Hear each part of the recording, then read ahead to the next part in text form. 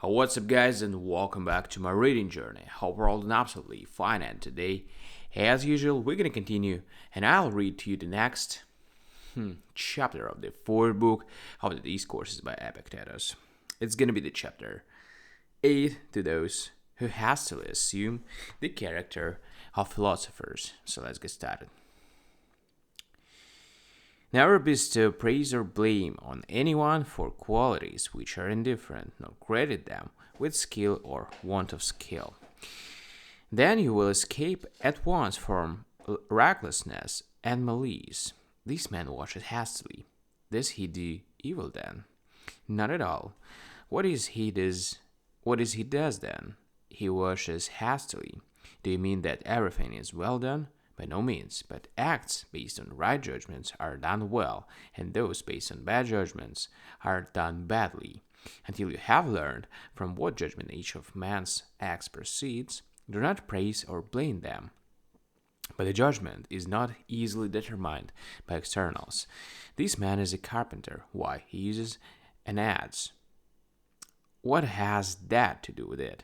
This man is a musician, for he sings. What does this matter? This man is a philosopher. Why? He wears a cloak and long hair. But what do mountebanks wear? Therefore, if a man sees one of them misbehaving, he says at once, "Look what the philosopher is doing." But his misconduct should rather have led him to say that he was no philosopher. For if this is the primary conception and profession of a philosopher, to wear a cloak and long hair, they would be right. But if it is rather this, to be free from error, why do they not deprive him of the name philosopher? Because he does not fulfill the philosopher's profession. For this is what happens in other arts. When one sees a man planning badly, no one does not say, "What is the good of the carpenter's art? See what bad work carpenters do." But one says, "Quite the contrary, this man is not a carpenter, for he plans badly." In like manner, if one hears a man singing badly, one does not say, "See how badly musicians sing," but rather, "This man is no musician." It is only in regard to philosophy that men behave so. When they see anyone acting contrary to the philosopher's profession, instead of refusing him the name, they assume that he is a philosopher, and then finding from the facts that he is misbehaving, they infer that there is no use in being a philosopher. What is the reason for this?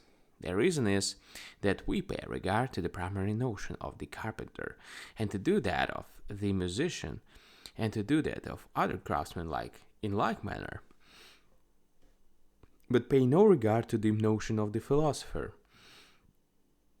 But as it is indistinct and inarticulate in our minds, we judge it by by externals only.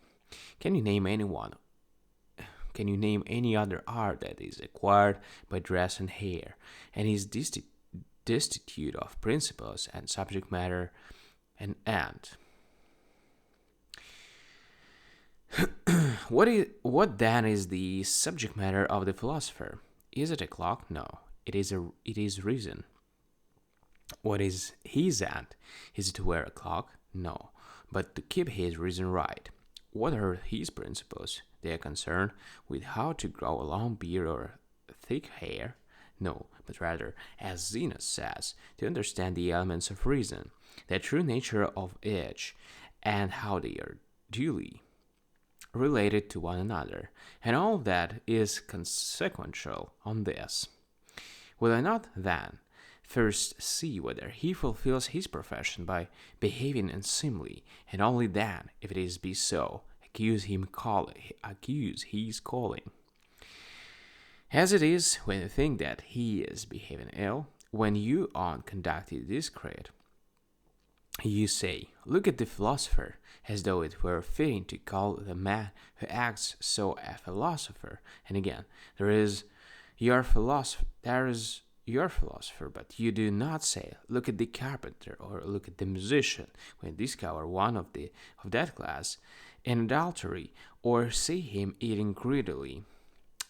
So true it is that you realize the philosopher's profession to a certain extent, but you fall away from it and are confounded by sheer want of practice. Alright, guys, we've done with the first part of this chapter. It's a long one. It's probably consists of 3 parts. And again, as usual, we're going to continue tomorrow. Thank you for joining me today in this video. Gonna see you tomorrow. Bye.